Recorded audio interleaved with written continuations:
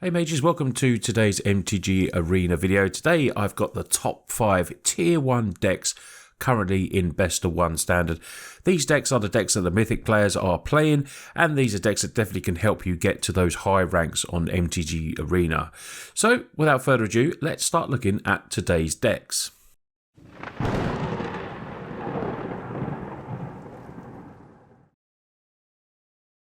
So the first deck that we come across today is Mono White Humans. Now all of these decks are running between 56, 58, 59% win rates, which is really good and will help you be consistent in ranking up and just really good consistent decks.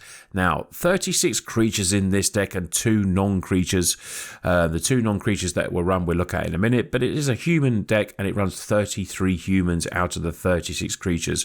A CMC average of 2.2 with 22 lands seems pretty fair to me as well. Now the 2 non-creatures that it does run is Ossification. I have seen decks with 4.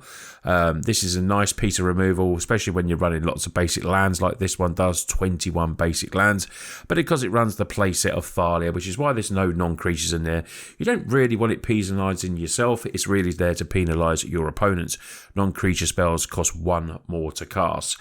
Now, like I said, I have seen before, but the deck that's been getting really good percentage, and I get a lot of the stats and figures from Untapped GG and places like that, and this is thousands of games and been putting in those really good percentages. Now, a lot of creatures in here. I'm going to point out my favourite ones to start with. Copper Goat Vanguard, really cool uncommon. Each other human you control gets +1/0 and ward 1, so adds in protection and gives it a little bump. If you can get 2 of these on the field at the same time, because it's not legendary, which is great about this card, it then will give this human a 1 ward as well. So 2 of them is the perfect match for this deck on the battlefield. Also then Adeline. I do love Adeline. The vigilance on this is really good. With the amass of creatures in there, it's a very powerful creature for the deck. One of the really good rares in this. Power equal to number of creatures you control. We have a lot, and whenever it attacks, it makes a token creature as well. But it is tapped and attacking, and it is only a 1/1, so usually does get blocked and killed. So it doesn't usually get, stay on the battlefield too long as well. Starting at the 1-drops, we do run a lot of 1-drops in here. Like I said, low CMC average. We've got a Hopeful Initiate that can build up, and then has an ability to destroy target artifacts or enchantments. So if we can remove counters from it. Recruitment Officer. Great little 1-drop this were uncommon. A lot of the really good cards in here are uncommon and common as well. Recruitment Officer is definitely one of them, can help you search when this is late game. This is still good, paying the 4 to look through the top 4 cards. Skriliv as well, Defector Might, good at protection, protecting your really good cards, maybe like Brutal Cathar that acts as the removal in this deck. This deck is very, very consistent. You really do, 1-drops into 2-drops into 3, and then at the top end all it has is Knight Errant of Eos. That can be played early because it has Convoke. So with a lot of early 1-drops and the 2-drops going in there, you can easily get this turn 3 without a doubt. You get to look at the top 6 of your library, reveal up to 2 creature cards, mana value X, put them into your hand. So very good. And then you get a 4/4 human knight that potentially can be buffed with Copper Goat Vanguard. Or if you manage to pay the extra 2 mana on this when you play Intrepid Adversary, then the other creatures get +1/1 for each counter on Intrepid. And this is a big life swing as well. Nice sometimes against the early mono red decks, but really mono red, you really want to be hitting your Thalias quick because it stops attack with the first strike and then makes their kill spells a little bit, play with fire will then cost 1 more and everything like that. So makes things a little bit difficult. Although Brutal Cathar at 2 toughness is a little bit fragile sometimes, it's still nice and will slow your opponent down. So, a very good card. But mono white, nice deck, aggro aggressive. So if you like creature heavy decks, then this one's certainly for you. The next tier 1 deck we have is the green-white enchantment deck. I never get to play this because I haven't crafted Calyx yet. Same old problem with Arena, I'm lacking on Mythic cards. I'm sure a lot of you are, but if you have got spare Mythic cards, this is really good because there's a majority of this deck is, commons and uncommons. You've got really good removal, ossification like we spoke about in the previous one. This is a really good uncommon, 4 of these in there. We do run 10 basics, so, a little bit harder to put the ossification onto that basic land, but you know, it still warrants being a deck. 10 is nearly half your lands. We got 20 lands in here, so 10 is actually half your lands. Very low CMC of 1.9, and this will run the 20 lands. We have creatures in there like Jukai Naturalist that can make enchantment spells cost 1 less, so that helps towards running fewer lands as well. And then a lot of 1-drops. Generous Visitor that becomes big. You probably come across this. Vanilla in that it can, no trample or anything like that, but it's still a very good 1-drop that can build up and add that added pressure in. What you need on it is Audacity. Audacity, one of the best enchantments in this because it gives your creatures trample so we can get over those Wedding Invitation 1/1 blockers. That always comes down. Or, it's just, I'd love it if this would have flash, but I suppose it would be too good for a 1-drop there because it gives it plus 2/0 and trample. But, to me, that's just me, looking at cards and wanting to make them better. Audacity is put into the graveyard from the battlefield. You get to draw a card as well. So even when it drops off your creature, you're going to have a nice little substitute for that and drawing a card. 4 of these in there, without a doubt. Spiriting Companion, more card draw, a nice common as well. And then it runs Michiku, really good. Target creature +1/1 to end of turn for each artifact and enchantment you control. So if we go back to look at the stats here, we got 28 enchantments. And that is a lot. 2 artifacts, but it's the enchantments that are going to trigger that, and there's a lot in there. So plenty of ways to get a big swinging creature and then put the Audacity on the creature as well to give it trample. And if it goes on Jukai by any chance, you're going to get lifelink as well. So this is why this is such a good deck. The synergy in enchantments is very good. It has card draw, it has removal, it has evasion, it has pretty much everything. Kallax is just made the deck even better when this came out. Has Constellation, so when guided by fate or another enchantment enters the battlefield and control, put a 1/1 counter on a target creature, and whenever enchanted creature you control deals combat damage player, you may create a token of it as well. The copy of it is a non-legendary enchantment you control. You can only do it once each turn, but it just makes another copy of something really good, and it just amasses that board. And what you find with this deck, that it recovers very well from Wraths. That's what I felt when I played against it. It really does recover well. So if you feel like where you are in the ranking, you're coming across a lot of control, a lot of Wrath decks depopulates and stuff like that, this can recover well, and then you can just start building up again. The next current tier 1 deck is Boros Humans. It is tier 1 at the moment. Very good deck. Humans, mono white humans, but if you want to splash the red, we're looking at what you're going to splash the red for. Now, you're splashing it for Inti, Seneschal of the Sun. This is a 2/2. Whenever you attack, you may discard a card. When you do, put a 1/1 counter target attacking creature, and it gets trample as well till end of turn. Whenever you discard 1 or more cards, exile the top card of your library. You may play that card until your next end step as well. So Inti comes in as a 4 as a nice addition as well. It does run a couple of different creatures as well that we'll just look at in a minute. But that one of them is Anim Pakal 1000th Moon. So a 1/2, whenever you attack with 1 or more gnome creatures, put a 1/1 counter on Anil. So non-gnome creatures. Pretty sure it runs no gnomes as well. So then you create this X 1/1 colorless gnome artifact creature token that's tapped and attacking, where X is the number of 1/1 counters on the packet. Now there's a lot of wording on that card, but it does a lot. It adds to the aggro package of it here, and it's a 3 mana spell. Now both of these are legendary, but they do run 4 of each. With that kind of toughness and stuff like that, probably not going to stay on 2D. It could be played and easily removed, but it's still a very good card, and getting this down turn 3 would be really good. Now, let's look at the stats of this deck. It has a CMC average of 1.8, but because of the mixed colours of this, it does run 22 lands, 4 instants, and 34 creatures in this deck. It's another deck that runs the 4 of Thalia. These decks are very creature heavy, so when you look at the tier 1 decks, especially these ones, they are very creature heavy. It's all about aggro, attacking, everything like that. So you have to look at maybe which cards you've got in your collection, which is, no bad way of choosing which deck you play. If you've got more of the mono white one, play the mono white, because you're going to still get really good results. They're very close on the percentages. This, for me, I think has more rares and mythics in it, because it does run in the land base like 4 Cavernous Souls to protect you against counter magic. So you name in your humans as that. Interesting that the mono white one doesn't run that. Then we've got Plaza of Heroes is another rare, Mishra's Foundry. and it just runs 8 basics.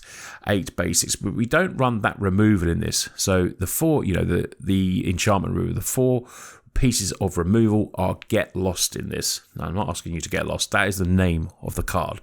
Destroy target creature, enchantment, or planeswalker. It controller gets 2 map tokens. The map token helps them explore, so it is a downside, but it's a very good 2 mana Peter removal in this deck. Destroy target creature, enchantment, or planeswalker.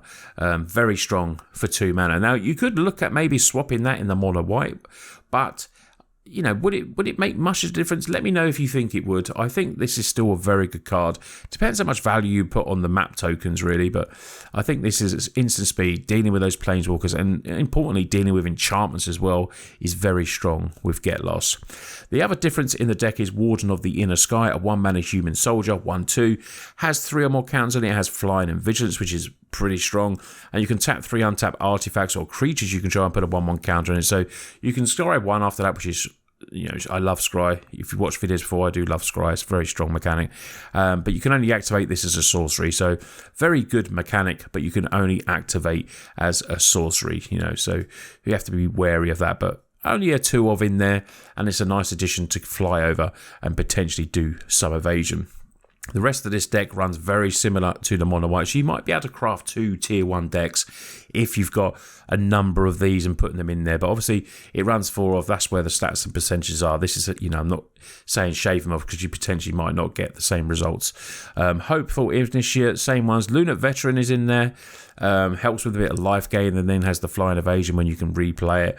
The same really good recruitment officer, Copper Goat Vanguards, because it gives all humans a buff, which is what you want for this human deck. And a 4 of the wonderful Adeline, the big toughness, 3 mana that just gets bigger and makes tokens as well. So very good. I like the Boros version. I'm missing some of these, so I can't give this one a go. If we have a look at this side one, I'm missing quite a lot of these, but it's something that I could craft. I've got a lot more rares than I do, but if you've played this, let me know how good it is. I'm interested to see, because it's getting really good results in the percentages, and it looks like a real good tier 1 deck.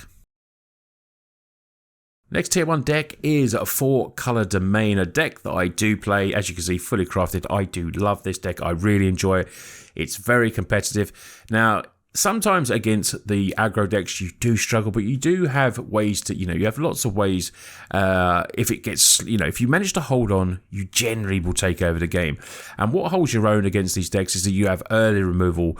The land base on this is crazy, heavily rare. You need these tri-color lands because you're playing late unbinding, and potentially you want to play that turn 2 sometimes. Get rid of something that's really important to get rid of, that's going to keep attacking you. A turn 2, anything from the red deck normally is pretty powerful when they play Kumanu turn 1, and then they're coming in with a Feldon 3/3. It needs to be dealt with. You don't want to do damage to it because then they draw cards. Early removal with Virtual Persistence as well. The -3/3 is really good. And then the 2 mana of discarding the Herb Migration and gaining 3 life and putting a basic land can really be a good swinger. Late game, if you've still got it, then you're putting this down as a win con. So 1 go for the throat in there, and then you've got Up the Beanstalk for the card draw. Brilliant card draw. Recently banned in some other formats. Just a smashing card, that one. Temporary Stomper is great, but won't be able to block early for you. You're getting it for the ramp because you need to then find either an Angel of Wrath to get the lifelink to help you against the aggro decks, or you need your Sunfalls. Your Sunfalls clear it up, snap up the rest of the battlefield, leaves you with a creature potentially as well that you can reanimate and then use as a blocker. Generally not using the attacker early on unless it's late game. And then you get to your big win con, which of course is Atraxa. Atraxa in this, Flying Vigilance, Death Touch, Lifelink. When this is dropped, most decks will fold unless they've got the removal in hand, because it doesn't take many attacks for this, obviously. If you're playing aggro decks like Red and you've managed to get to Atraxa, you just basically win the game, because the 7 life swing just really stops them out, basically. You get look at the top 10 cards. For each card type, you may put that in your hand. Put the rest on the bottom of your library in any order. It's just a really good deck. Once this deck get going, I love it. My favourite type of mid-range deck, without a doubt. You would think it'd be a control deck that I like, Professor, but I actually just really enjoy this deck. This deck is just really good. Ramping out with Invasion of Zendikar, if you can get the creature in there, all good and good. It's just a really good deck, and leads into some of the most powerful cards in Standard. The Persistence, the Migration, the Traxxas, and Leyline Binding is just really good and can be played a lot less than 6 mana nearly every time. Stats on this are really interesting. CMC average of 4.8. It's so high compared to the others, isn't it? And 25 lands in this. Just the 11 creatures. Works a lot more on sorcery speed, and we have enchantments obviously as well. But yeah, 4.8 average. That is a proper big mid-rangey deck. It's because of all these massive drops here, but very good deck, consistent, good in best of 3 if you want to get yourself a sideboard for this as well. But I love that this kind of mid-rangey, nearly 5 CMC average deck is doing well in Standard. So the last deck, of course, you probably guessed it. Tier 1 is mono red, without a doubt. It's aggro, it's very, very, very consistent. It's quick games, which people like, really quick games.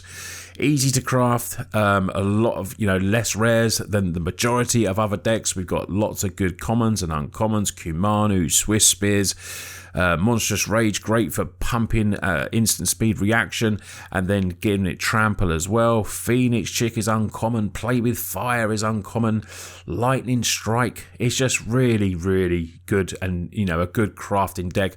18 lands, obviously mountains, so 4 rares in the land base, which is very good when you look at the domain deck and stuff like that. CMC average of 1.7, which was interesting to me because this deck, this is a deck that's put thousands of matches in and it still runs 22 lands. For 1.7, the lowest CMC we've got, and it's still running 22 when you look at the mono white deck, which is running 20. Very interesting. But potentially you're playing Squee and then playing it again from the graveyard for 4 mana. You don't want to be missing, you don't want to be stuck. I mean, I've won so many games. If you watched my stream yesterday, I won so many games with 2 lands. It was unbelievable. If you've just got the right cards in hand, you just literally win. So 22 seems a lot to me, but, I suppose you want to get to that 3rd land consistently all the time. 4 lands is all you need maximum with this deck normally, to be playing your Godric's and then playing your Chandra. Personally, from experience when playing, I found Chandra a bit underwhelming, but that was just me. So I repped, about 3 hours with the deck yesterday, and yeah, it was okay, but I always felt like I always wanted Squee or I always wanted Godric more than I wanted Chandra. But that's just, me playing it. Lots of removal and magic to the dome, loads of damage to the dome. Magic to the dome? Or no, let's say damage to the domain. Lightning Strike, Play with Fire, then aggressive creatures, Bloodthirsty with haste, Feldon with haste, Monastery with haste, Godric with haste. That potentially, the great combination of this with Squee, when Squee makes that extra creature, then gives Godric flying and it just goes over the top, is amazing. This is a great addition to the deck, without a doubt. Just made it so much more powerful.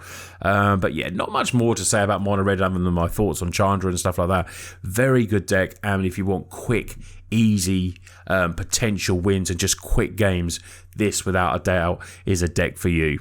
So there is the top 5 tier 1 decks currently in best of 1 standard. Let me know which ones you play. Let me know which ones, if you're in Mythic as well, let me know, and if you've been playing any of these to good effect. Or if you've got any, if you want to see some more Rogue Brews as well, let me know in the comments as well. I did do a top 5 Rogue Brews recently, so if you want to see something more like that again, please let me know. But I know a lot of people love these lists because they want to see which is the best decks at the current time. So I appreciate all the likes and comments for those, because it really pushes the video out and gets us a lot of new views on the channel. So thank you for doing that. If you want to go a bit extra further, check out my Patreon down below. Thank you to everyone that is a Patreon and support me that way. Before I go, if you want to get any of these cards in paper and take them to your FNM and start smashing them with these tier 1 decks, check out my sponsors Cardmarket, link down below. You can go and get all your card needs from them there. Anyway, you lot take care, and I'll see you on the next video.